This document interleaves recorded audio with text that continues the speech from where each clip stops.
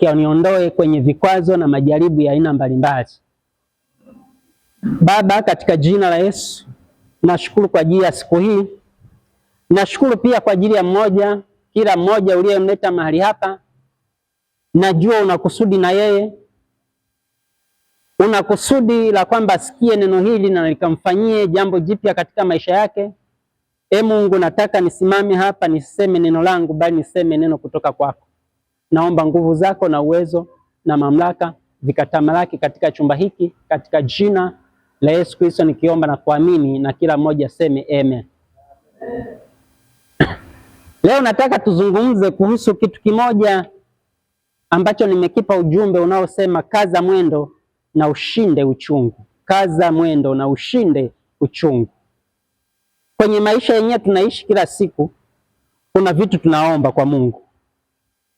Iwe ni maisha mazuri, iwe unaomba mume, iwe unaomba kazi, iwe unaomba Mungu akutoe kwenye hatua iliyo chini akupeleke juu, unataka Mungu akuinue kwenye huduma. Na uhakika wote hapa mlioko hapa mnaomba, kila mtu ana kitu anachoomba kwa Mungu. Wengine vingi, wengine vichache, lakini kila mtu ana kitu. Lakini mara nyingi tunapokuwa tunaomba hivi vitu, tunategemea tupate. Na wakati fulani hatuvipati hivi vitu. Tunapokuwa tunavikosa hivi vitu, tunakuwa na uchungu moyoni,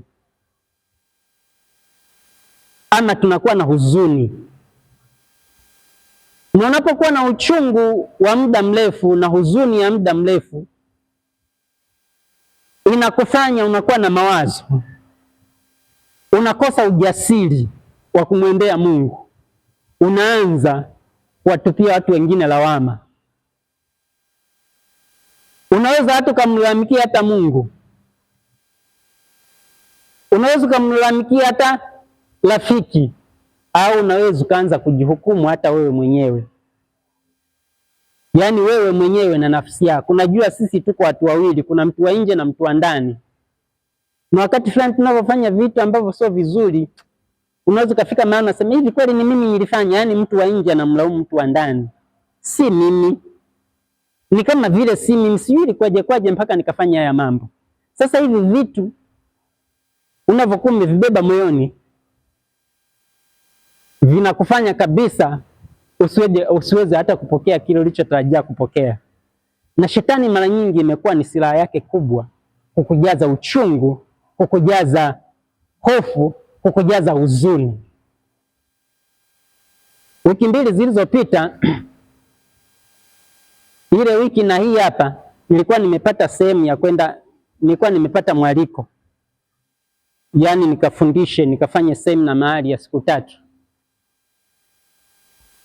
Basi nilikosa fedha ya kwenda kule kufanya semina, na moyoni mwangu nilikuwa na uchungu na huzuni, yaani uchungu wa kupita kawaida. Na kama vile nilikuwa namlaumu Mungu kwamba inakuwaje naenda kufanya kazi yake alafu nikose fedha.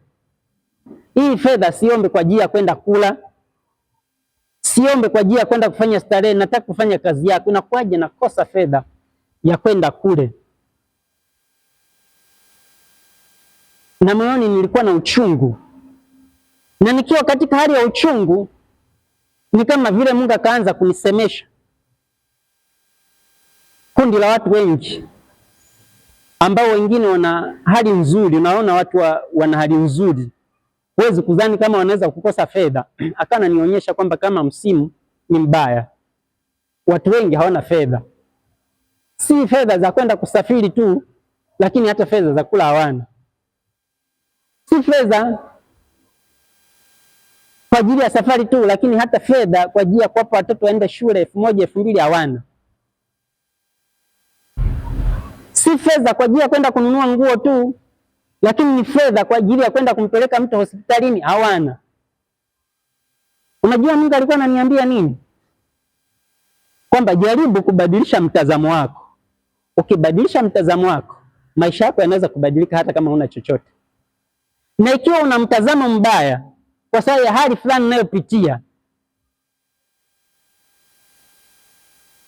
eza una mgogoro kwenye ndoa, hamuelewani na mume wako, basi jaribu hata kumfikiria yule mtu ambaye kwenye maisha yake hajawahi kupenda hata mara moja. Wewe una ndoa ina mgogoro, lakini mwingine anatamani hata apate ndoa yenye mgogoro, hajawahi kuipata maisha yake yote. Labda wewe unahangaika upate hela ya kodi, jaribu basi kumfikiria yule mwanamke ambaye analala na watoto wake 3 4 mtaloni mahali fulani, na kila siku alfajiri anawahi kwenda kufanya vibarua vigumu vya kupepeta mpunga apate hela ya kula tu mlo mmoja wa siku, na watoto wake walale na hawajui mahali pa kulala.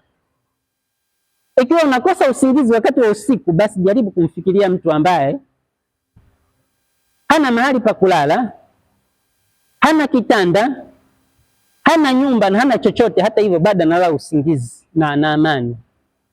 Ikiwa wewe utalazimika kutoka kuishi huku nakoishi na kuja kanisani kwa kutembea labda kilomita 2, kilomita 3, kilomita 5, basi mfikirie mtu ambaye ni kilema, ambaye natamani atembee basi hata hiyo kilomita 1.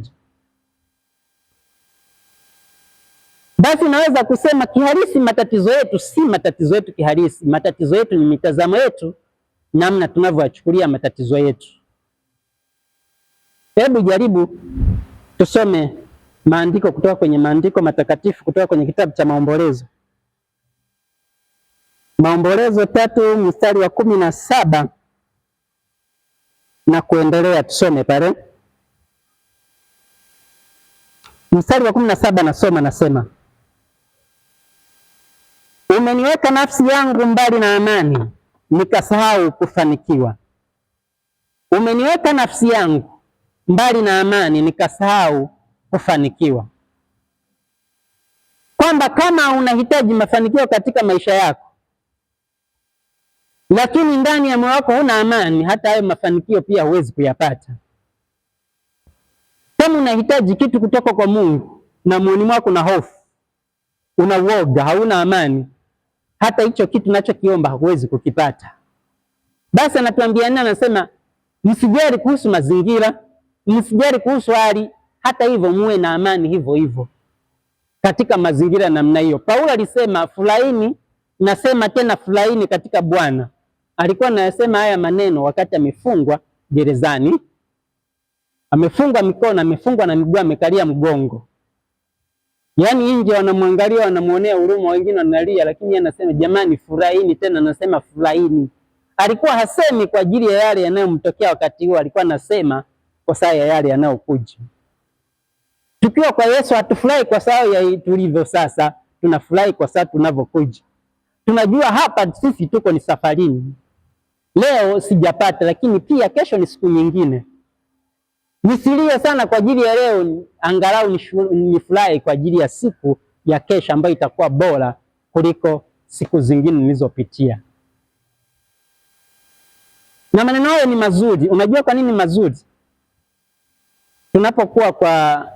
Tunapokuja kwa Mungu, hata ingawa tunataka Mungu atupandishe kwenye hatua zingine, hiyo kwenye maisha yako kote, Mungu hatupandishi bila kutupitisha kwenye hali fulani ya mahangaiko hapa chini, bila kutupitisha kwenye fedheha, bila kutufitisha kwenye aibu.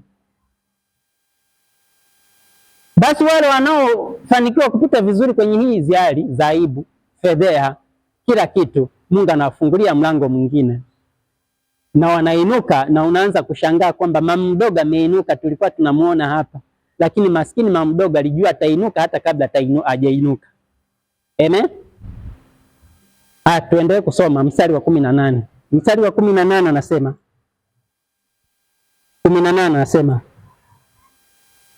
17 anasema umeniweka nafsi yangu mbali na amani, nikasahau kufanikiwa.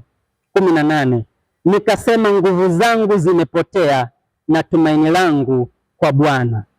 19 anasema kumbuka mateso yangu na msiba wangu, pakanga na nyonga. 20 nafsi yangu ikali ikiyakumbuka hayo, nayo iliinama ndani yangu.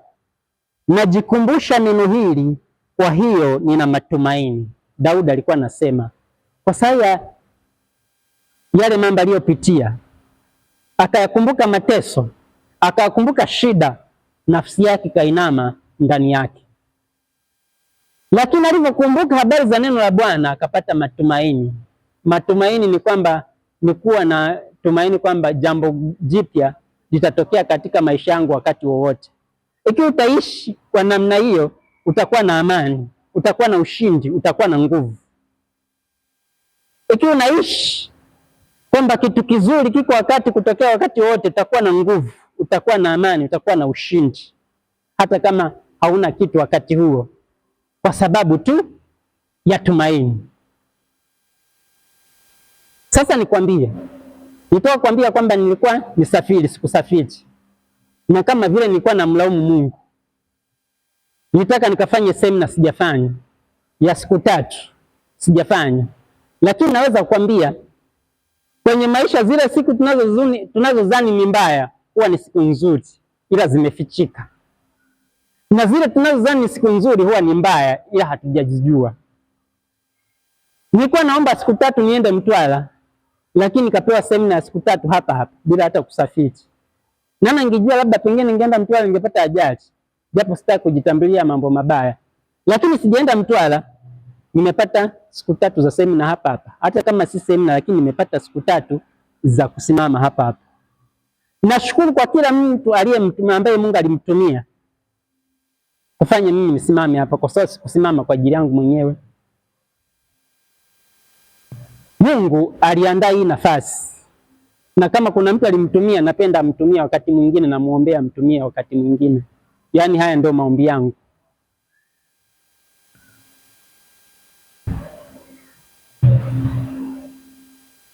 Basi tunaweza kupata tumaini kwamba hata ingawa Mungu hatupi kila kitu tunachokiomba, lakini yeye hutupatia kitu tunachohitaji. Na tunachohitaji tunaweza kuwa hatukitaki, lakini atatupa kwa sababu anajua kiki ni cha muhimu.